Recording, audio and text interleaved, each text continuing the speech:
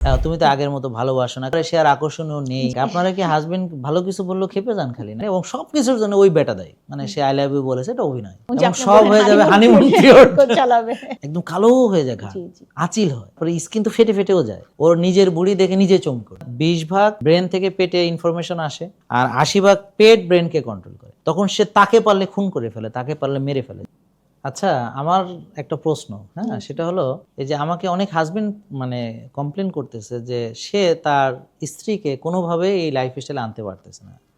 সে ওই যেভাবে রান্ধে, যেভাবে খায়, যেই খাবারগুলো খায়, সে এটাই করবে, এবং ও বলতে গেলে আরো ক্ষেপে যায়। তারপরে যদি ব্যায়ামের কথা বলে তো একেবারে খুবই রেগে যায়। আর যদি ঘুমের ব্যাপারে কোনো কথা বলে, দেখা গেল কথাই বন্ধ হয়ে যায় দুজনের, মানে আমরা যে আর্লি ঘুমাইতে বলি, মানে সে এই সব কথাকে নেগেটিভলি নিচ্ছে। তো এই ব্যাপারে মানে এটা আসলে মেয়েদের সাইকোলজিতে আপনার কাছে জানতে চাইতেছি যে আসলে মেয়েরা মানে কি এরকম করে কেন? প্রথমে তো স্যার বলবো এটা একটা মূর্খতা এবং অজ্ঞতা, এবং সেই সাথে আমাদের নিজের প্রতি যত্নের অভাব। বিয়ে হয়ে গেছে, বাচ্চা হয়ে গেছে, কি দরকার আর সুন্দর থেকে। বোন, আপনার কি বাচ্চা নাই? জি, আমার 3টা বাচ্চা। 3টা বাচ্চা। আপনার বয়স কত?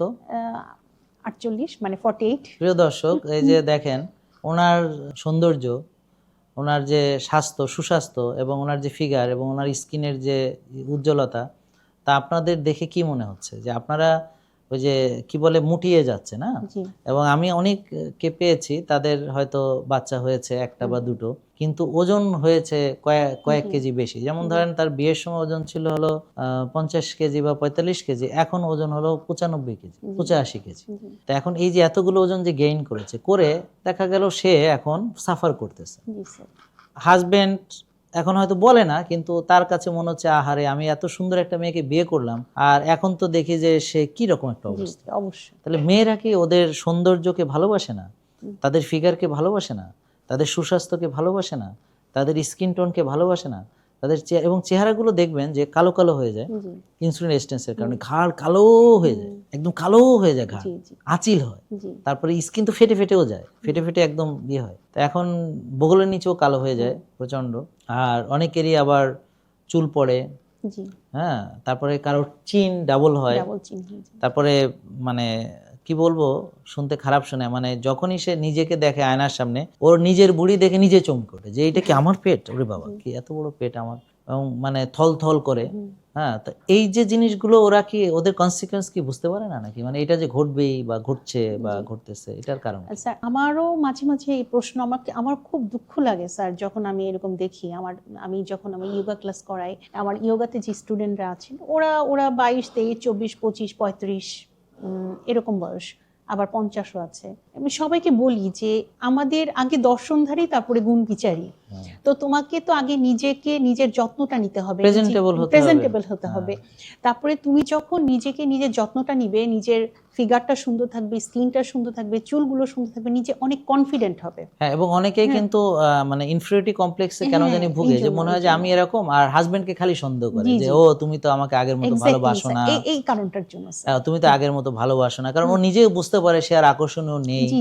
তার যদি পিসিওডি থাকে, তার তো আর ওই হাজবেন্ডের সঙ্গে রিলেশনটাও তার ভালো লাগে না, এনজয় করে না।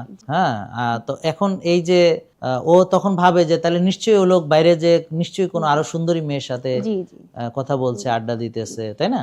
এখানে একটা খুবই মজার একটা বিষয় স্যার, আপনি যখনই ফিট হবেন, মানে আমাদের মেয়েরা যখনই ফিট হবে, যখন তাদের চেহারার জেল্লাটা বেড়ে যাবে, তাদের ফিগার স্ট্রাকচারটা সুন্দর হবে, তারা অনেক শক্তিশালী হবে, তারা নিজেরা অনেক কনফিডেন্ট হয়ে যাবে, এবং এই যে নেতিবাচক দৃষ্টিভঙ্গি থেকে তারা বের হয়ে আসবে, এবং এই যে একটা অবিশ্বাস মানুষের প্রতি, সেটা হাজবেন্ড হোক, যে কারোর প্রতি হোক, ওটা থেকে কিন্তু সে অটোমেটিকলি সে বের হয়ে আসবে। এটা আমি আমার প্র্যাকটিক্যাল অভিজ্ঞতায় দেখেছি। এখন এই যে ওরা যে এই হাজবেন্ডের কথা শুনলে ক্ষেপে যায়, এই ক্ষেপে যাওয়ার কারণ কি? আপনারা কি হাজবেন্ড ভালো কিছু বললেও ক্ষেপে যান খালি নাকি, মানে এটা কেন করেন, মানে এটা কি কোনো কারণ আছে না? এটা আসলে একদমই করা উচিত না। কিন্তু করে কেন জানেন আপনি এটা?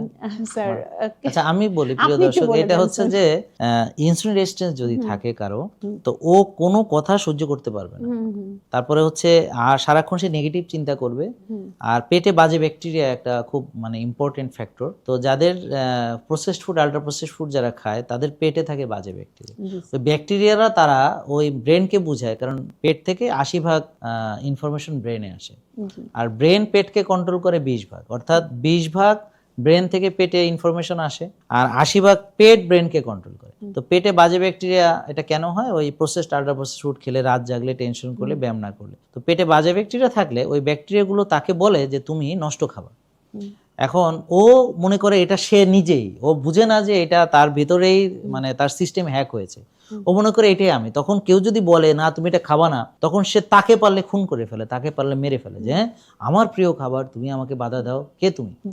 এখন অ্যাকচুয়ালি যে ওটা তার প্রিয় খাবার না, ও বুঝতে পারে না because of insulin. High insulin তাকে এটা বুঝতে দেয় না, এবং তার পেটের গাটের যে ব্যাকটেরিয়াগুলো সেটাও তাকে বলে যে তুমি ওই খাবারগুলো খাও। তো এই জন্য সে অতীতের নানান স্মৃতি রোমন্থন করে, যেগুলো হাজবেন্ডের সাথে তার খারাপ সম্পর্ক, খারাপ দুই একটা কথাবার্তা। তো পুরুষদের একটা দোষ হলো তারা রেগে গেলে অনেক কথা বলে ফেলে, আর কথা তো আর ফেরত নেওয়া যায় না। তো ওই কথাগুলো আবার সে সারাদিন মনে করে, হাজবেন্ড চলে গেছে, ও বসে বসে ওই কথাগুলো স্মরণ করে করে তার এখন মুড টুড খুব নষ্ট। তো হাজবেন্ড হয়তো তাকে হাসি খুশি ভাবে বিদায় নিছে, বাসায় এসে দেয় আর ওরে চিনতে পারতেছে না যে ওর হয়েছে কেন, এরকম কেন, আর বলে যে কথা বলতেছে না, কিছু না, আর কথা বলে আর খেপে যাইতেছে, বলে কি হলো? অ্যাকচুয়ালি ও কি করছে, ওই পুরান কোনো স্মৃতি যে ও আমার সাথে অমুক দিন অমুক করে গেছে, এইটা ভাবতেছে, ভেবে আরো নানান টানান ভেবে বলতেছে, দেখতেছে যে আমার জীবন অর্থহীন, আর এই সংসার করে আমার জীবন নষ্ট হয়ে গেছে, আর এই যে এই বাচ্চা কাচ্চার জন্য আমি যাইতেও পারতেছি না, আমি জীবনে এটা হইতে চাইছিলাম হইতে পারি নাই, আমার জীবনে এটা করতে চাইছিলাম করতে পারি নাই, এবং সবকিছুর জন্য ওই বেটা দায়ী, ও কেন আমার বিয়ে করছে বা ইত্যাদি। হ্যাঁ, অ্যাকচুয়ালি তো এইভাবে সে মানে দেখে যে এটা ভিন্ন রূপ। হ্যাঁ, এটাকে অনেকে মুড সুইং যেটা বলে সেটা আর কি। তো এই জিনিসগুলো আসে কেন? আসে কারণ হচ্ছে যে ও ওই অতীত ভাবনাগুলো ভাবে, ওই পাঁচ ব্যাকটেরিয়া বলে তুমি অতীতের খারাপ স্মৃতি বলো, কিন্তু হাজবেন্ড তাকে অনেক ভালো কথা বলেছে, ওগুলো সে কিন্তু ভাবে না।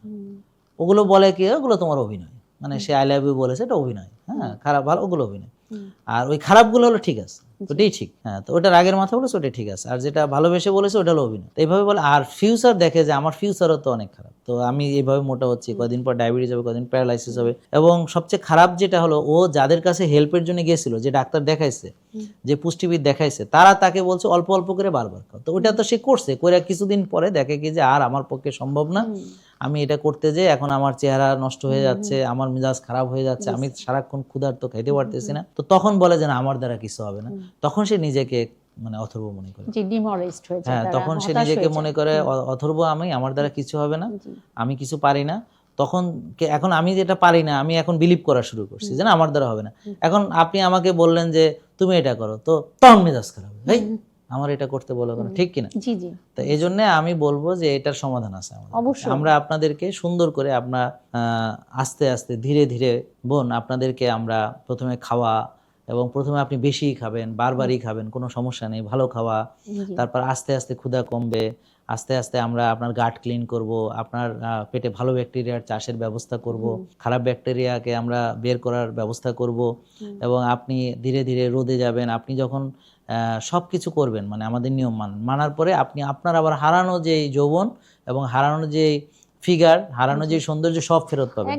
তখন দেখবেন যে আপনার জীবনটা অনেক ভালো হবে। তো এই ভিডিওটি সকল হাজবেন্ড তার ওয়াইফদেরকে শেয়ার করবে ইনশাআল্লাহ। এবং স্যার এই ক্ষেত্রে কিন্তু আমি জেকে লাইফস্টাইলকে অনেক মানে কৃতজ্ঞতা আমার তরফ থেকে, কারণ আপনার গাইডলাইন ফলো করেছি, প্রচুর পরিশ্রম করে ব্যায়াম করি, যোগা করি, কার্ডিও করি, স্ট্রেংথ ট্রেনিং করি। এবং আপনি যে এইসব মানে যাদেরকে নিয়ে কাজ করেন, তো তাদের যেমন কিছুদিন আগে আপনি একজন ওই যে নাজমা আপা, তো উনাকে দেখে মনে হচ্ছিল যে 60-70 বছরের মনে হচ্ছিল, বুঝছেন? আর এখন দেখে মনে হয় 30-35। জি এক্স্যাক্টলি স্যার, সবাই এবং পরিচিত জনরাই অবাক হয়ে যায় তাকে দেখে। এবং তার মুখে যে মেস্তা ছিল, ডার্ক সার্কেল ছিল, আনইভেন টোন গুলা ছিল, স্যার বিশ্বাস করবেন না স্যার, উইদাউট এনি কেমিক্যাল সে সেটা থেকে মুক্তি পেয়ে গিয়েছে। অনলি নারকেলের তেল, আপনার অলিভ অয়েল, এবং আপনার কফি, এবং আপনার মধু, সাথে টক দই, যে কফি গুঁড়াটা দিয়ে, এবং বেকিং সোডা, এটা যে প্রাকৃতিক ব্লিচিং এর কাজ করেছে তার ওই মেস্তা উঠানোর জন্য। এবং সেই সাথে তার যে হলুদ বুস্টার সে খেয়েছে, এবং খাওয়া তো অবভিয়াসলি স্যার, এই যে গুড ফ্যাট গুলা, তার হেয়ার কোয়ালিটি সবাই দেখে, সেদিন একটা আমাদের গ্রেট টুগেদার ছিল, তার হেয়ার কোয়ালিটি দেখে সবাই অবাক। নাজমা আপা চুল এত সুন্দর, এই বয়সে, ওনার তো 50 হয়ে গেছে, এত সুন্দর চুল হয়ে গেছে এই খাবারগুলো।